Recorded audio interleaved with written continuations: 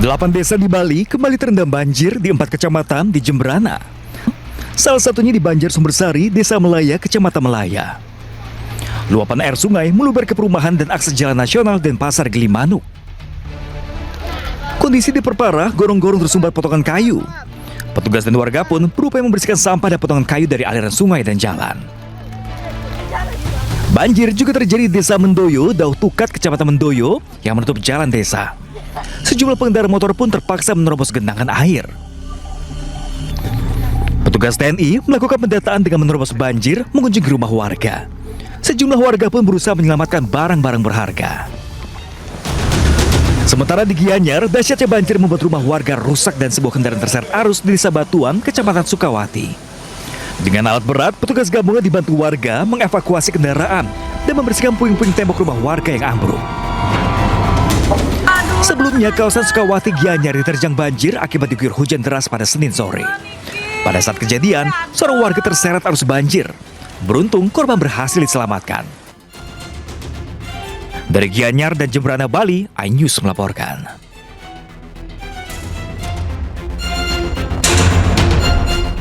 Sementara itu, sebuah jembatan penghubung antara desa putus diterjang banjir usai hujan deras mengguyur kota Sukabumi, Jawa Barat. Hujan juga membuat tebing setinggi 20 meter longsor hingga menimbun ruas jalan. Iya baru dak, ya jembatan deh. Hancur, nama hancur. Inilah kondisi jembatan Cikolomerang yang ambruk usai diterjang derasnya banjir luapan sungai. Ya mati nggak pasang. Jembatan penghubung antar desa Hegarmana dan Bantar Kalong, Kecamatan Warung Kiara, Kabupaten Sukabumi terputus hingga tidak bisa dilalui kendaraan. Hujan deras dengan intensitas tinggi yang mengguyur wilayah Sukabumi juga menyebabkan tebing tinggi 20 meter dengan panjang 25 meter longsor dan memutus akses jalan penghubung antar desa. Di sini di wilayah Kecamatan Warung Kiara ini ada 5 titik, Pak. 5 titik yang terkendala bencana. Salah satunya yang urgent adalah ini yang menghubungkan Desa Tarisi, Hegarmana, terus lagi Bojong Kalong, Bantar Kalong. Ya. Berarti ada 5 desa dari sore Pak kok begini ya? Betul. Untuk mempercepat proses evakuasi material longsor, BPBD Kabupaten Sukabumi menerjunkan 1 alat berat ke lokasi membersihkan material longsor yang menutup badan jalan. Dari Sukabumi, Jawa Barat, Budi Setiawan, iNews melaporkan. Pemirsa, banjir besar Sungai Bedadung di Jember, Jawa Timur merusak jembatan dan menghanyutkan atap rumah warga. Selain itu, ratusan rumah yang berada di bantaran sungai juga terendam.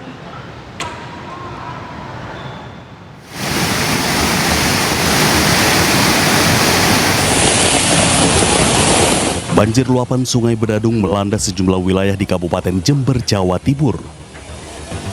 Debit air meningkat cepat setelah hujan deras mengguyur kawasan hulu. Arus banjir ini merusak jembatan Patemon di Pakusari. Sebagian jembatan hanyut dan tak bisa dilalui. Sementara di Kecamatan Patrang, atap baja spandek rumah warga hanyut terbawa arus banjir. Air banjir juga masuk dan merendam rumah warga. Warga terdampak langsung mengungsi ke rumah tetangga untuk sementara waktu. Air datangnya jam 5. Begitu cepat Pak kejadiannya, sehingga warga tidak sempat untuk menyelamatkan harta bendanya. Yang terdampak di situ kira-kira ada 4-5 rumah. Ya, alhamdulillah tidak ada korban jiwa. Kalau korban material saya kira diperkirakan cukup banyak.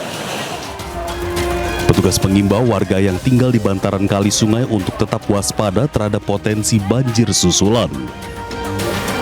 Dari Jember, Jawa Timur, Bambang Sugiarto, iNews melaporkan. Ya, sementara itu meski pemerintah Kota Padang Panjang telah menutup masa tanggap darurat, operasi pencarian korban banjir bandang masih terus berlanjut. Ya, penutupan masa tanggap darurat banjir bandang di Kota Padang Panjang tidak menghentikan langkah tim SAR gabungan dalam mencari korban.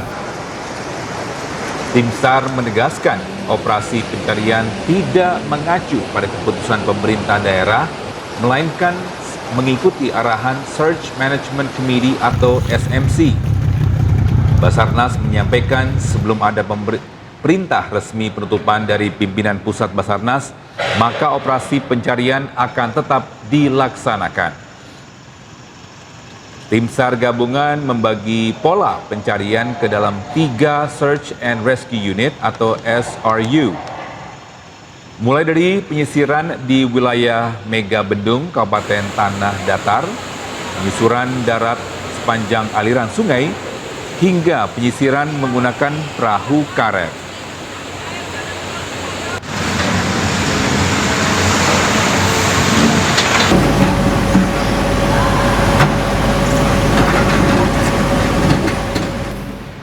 Dan bisa untuk informasi terkini kita bergabung dengan Agung Sulistyo di perbatasan Padang Panjang dan Tanah Datar, Sumatera Barat. Ya, selamat pagi Agung. Bagaimana suasana terkini pencarian korban?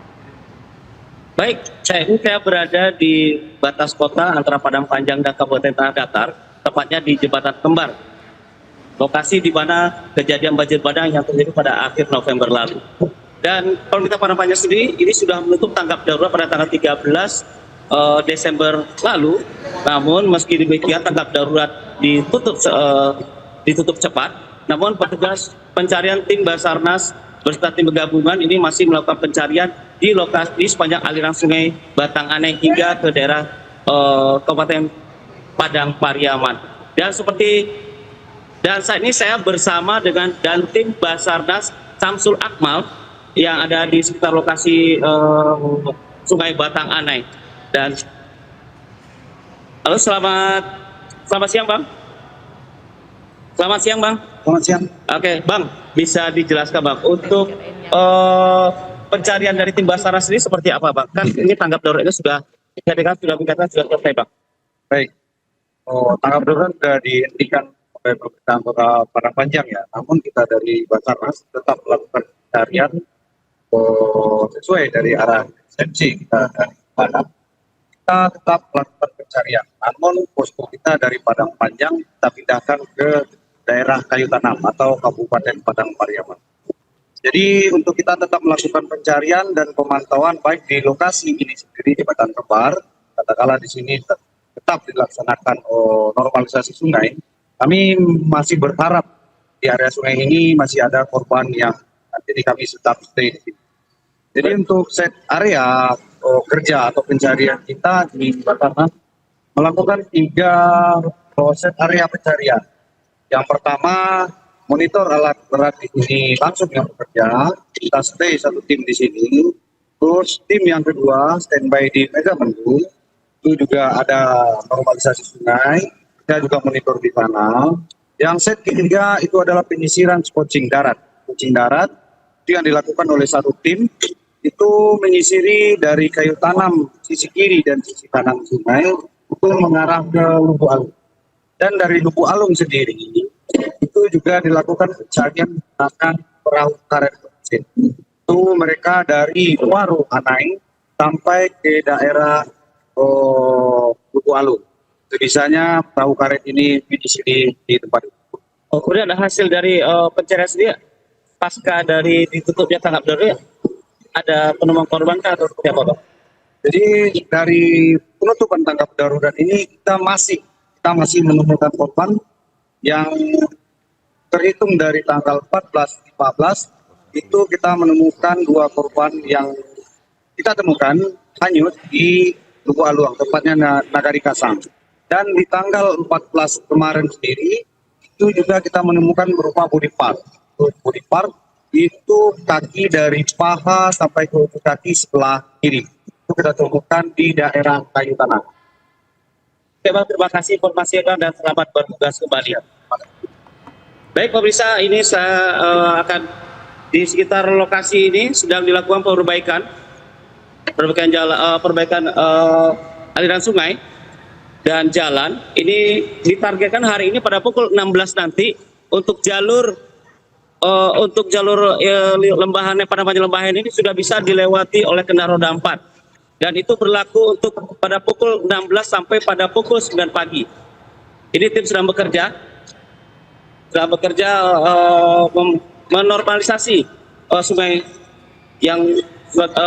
Batang Anai. Dan tadi barusan ini rombongan dari tim Kementerian Infrastruktur ini tiba ke lokasi untuk mengecek pekerjaan proyek yang sedang berlangsung.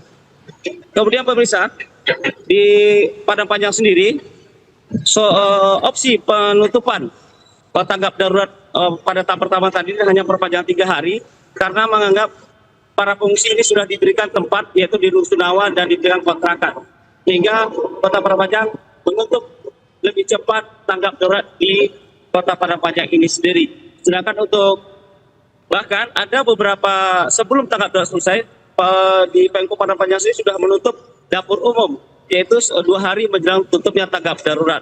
Namun meski demikian, meski tanggap darurat sudah usai lebih cepat, untuk petugas pencarian masih tetap melakukan penelusuran sungai dan berharap bisa menemukan kembali korban-korban yang masih dinyatakan hilang. Dan data terakhir ini masih ada 33 korban yang masih dinyatakan hilang atau dalam pencarian. Ya, balik studio. Baik, terima kasih rekan Agung Sulistyo melaporkan langsung dari Padang Panjang, Sumatera Barat. Selamat bertugas kembali. Ya, Mas, dari Sumatera Barat di mana hujan deras kembali memicu banjir bandang dan tanah longsor di Kabupaten Agam, pemirsa. Dan sejumlah wilayah terdampak, warga dievakuasi ke tempat yang lebih aman. Banjir bandang juga terjadi di Kecamatan Palembayan. Curah hujan tinggi memicu luapan air di Kayu Pasak, Koto Alam, dan Silungkang. Warga memilih menghentikan aktivitas dan mencari tempat yang lebih aman. Sementara di Kecamatan Palupuh, hujan deras memicu longsor di ruas jalan Bukit Tinggi Pasaman, tepatnya di Paninggiran Ateh Nagarinan Limo. Kondisi tanah yang basah dan labil masih beresiko menimbulkan longsor susulan. Dari Agam, Sumatera Barat, Wahyu Sikumbang, iNews melaporkan. Ya pemirsa, setelah putus total akibat dihantam banjir bandang pada akhir November lalu, jalur lintas Sumatera Padang Bukit Tinggi di kawasan Lembah Anai siap diuji coba untuk kendaraan roda 4. Ya, uji coba pembukaan terbatas jalur vital ini akan dimulai hari ini hingga 12 Desember mendatang.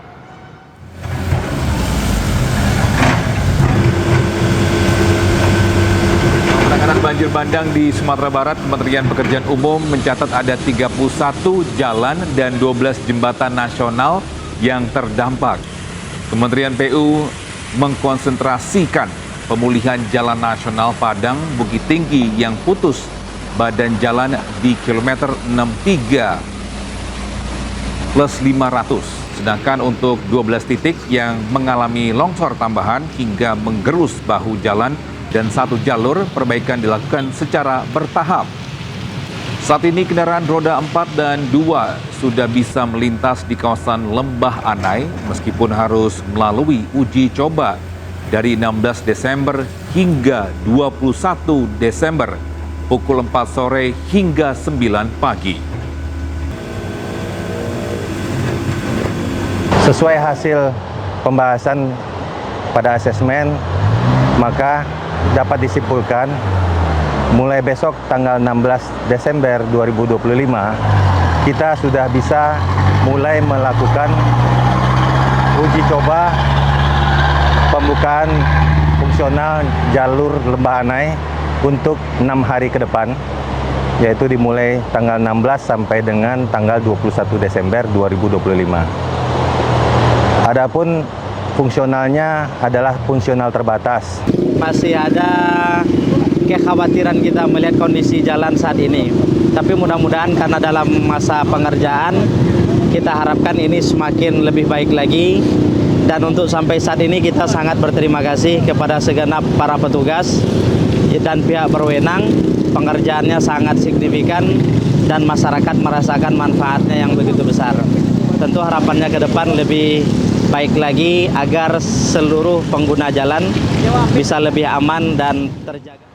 Pemirsa, akses penghubung Kabupaten Biren ke Bener Meriah di Provinsi Aceh kembali terbuka setelah jembatan Bailey sepanjang 30 meter di Desa Tiupin, Mane, Juli, Biren, Aceh selesai dibangun dalam waktu 2 pekan.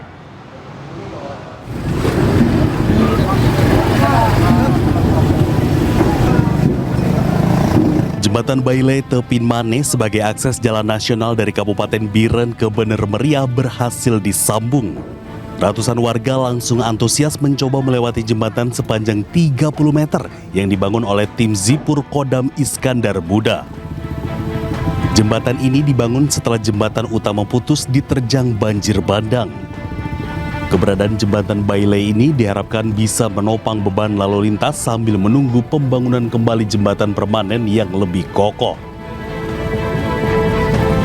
Dengan benar meriah, ini sudah bisa dilintasi dan bisa di masyarakat menggunakan jembatan ini untuk aktivitas ekonomi dan juga kebutuhan lainnya.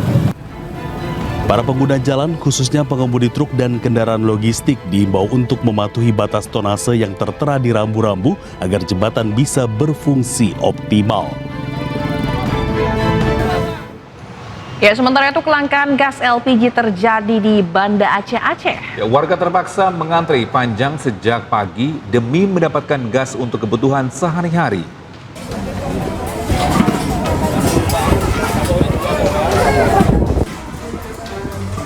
Antrean mengular terlihat di sejumlah agen gas LPG di Banda Aceh. Salah satunya di Lambung Meraksa, Banda Aceh. Warga rela berdiri berjam-jam sambil membawa tabung kosong, berharap bisa pulang dengan membawa gas. Kelangkaan gas LPG 12 kg ini telah berlangsung hampir sepekan. Keterbatasan pasokan membuat warga terpaksa mendatangi agen yang jaraknya hingga beberapa kilometer dari rumah mereka. Sudah berapa lama Abang antri gas? Dari hari Sabtu. Hari Jumat malam Sabtu dari sini sampai dengan detik ini alhamdulillah dapat ya. Dapat. Ibu sudah berapa hari ngantri gas di sini? Dari hari Sabtu jam 6:30 sampai ke sini. Hari Sabtu. Sampai sekarang belum dapat, Ibu? Belum dapat. Ini dia saya. Meski tidak terdampak langsung bencana banjir bandang dan longsor, sejumlah pangkalan dan agen gas di Banda Aceh mengalami kekosongan stok gas, baik untuk 3 kilo hingga 12 kg. Dari Banda Aceh, Sukris Sarifudin, iNews melaporkan. Pemirsa, bencana Sumatera pada akhir November lalu sontak menjadi tamparan semua pihak. Sebuah keabayan atas hutan menjadikan tragedi yang meluluhlantakan 3 provinsi di Sumatera, yaitu banjir bandang dengan kayu gelondongan.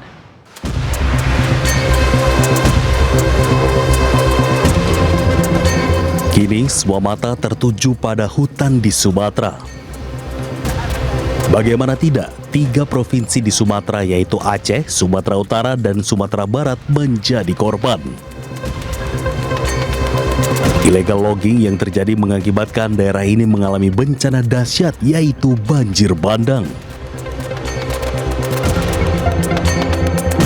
3 minggu pasca bencana, puluhan ribu jiwa kehilangan tempat tinggal. Data sementara BNPB per 14 Desember, jumlah korban tewas menjadi 1.016 orang. Orang hilang tercatat 212 orang dan jumlah pengungsi sebanyak 624.670 orang. Bencana banjir kali ini adalah yang paling parah.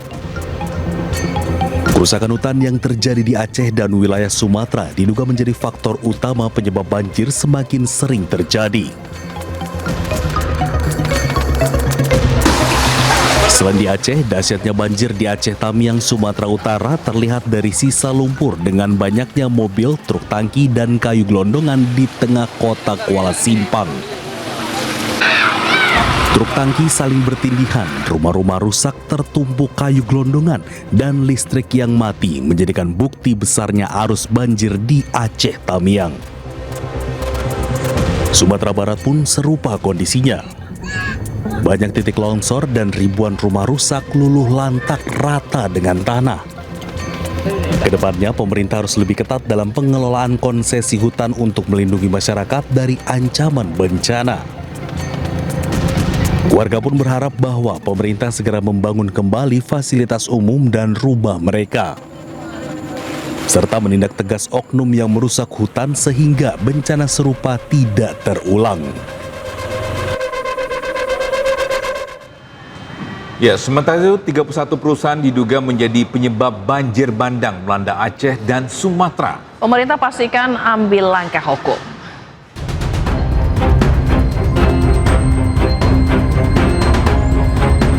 Satgas Penertiban Kawasan Hutan atau PKH bergerak cepat memetakan sejumlah perusahaan yang diduga menjadi biang kerok penyebab bencana banjir melanda Aceh dan Sumatera.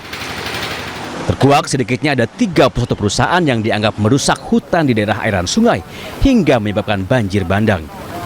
Untuk yang di Aceh, dugaan sementara yang terimbas langsung, yang terkait langsung dengan das daerah aliran sungai, itu ada 9 PT. Untuk yang di Sumatera Utara, das yang di Batang Toru, Sungai Garoga, kemudian yang di Langkat, termasuk longsor yang ada di sana, itu ada 8, termasuk dengan kelompok PHT, pemegang hak atas tanah. Kemudian yang untuk di Sumatera Barat, dugaan terhadap subjek hukum yang ada, identitas perusahaan lokal, diperkirakan ada 14 dari 3 wilayah daerah aliran sungai yang menjadi penyebab. Demikian informasi sebentar. Pemerintah memastikan akan menindak tegas semua pihak yang bertanggung jawab dengan proses pidana hingga ganti rugi kerusakan lingkungan. Selain proses pidana, kepada subjek hukum yang dinilai bertanggung jawab, tidak saja perorangan, korporasi pun akan dikenai pertanggungjawaban pidana. Hingga saat ini, Barreskrim Polri sudah menangani 1 dari 31 perusahaan tersebut. Tim Liputan iNews melaporkan. Kapolri Jenderal Listio Sigit Prabowo juga mengatakan telah menaikkan 1 korporasi ke tahap penyidikan dalam kasus pembalakan liar. Ya, menurut Kapolri saat ini pemeriksaan di lapangan masih berlanjut. Terkait dengan tindak lanjut sesuai Presiden untuk pendalaman terkait pembalakan, saat ini kita sudah menaikkan sidik 1 korporasi dan kita sedang mendalami proses yang lain. Kemungkinan ada 2 lagi yang akan kita naikkan. Nanti secara bertahap kita akan terus bekerjasama dengan Kementerian Kehutanan. Namun yang jelas pemeriksaan di lapangan saat ini terus berlanjut.